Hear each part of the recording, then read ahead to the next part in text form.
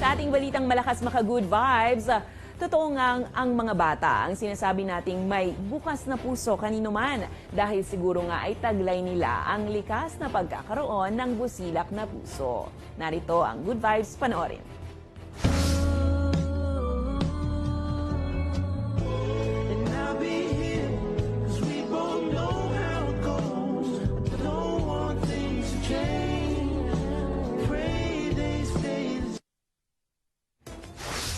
Kung kayo ay may kwentong kakaiba mo o kwento ng pag-ibig o story ng inspirasyon at pag-asa, maaari nyo itong ibahagi. Sumali sa ating Facebook group na Balitang A to Z. Panoorin ang replay ng ating programa at sundan ang ating social media pages. Hanapin ang Balitang A to Z.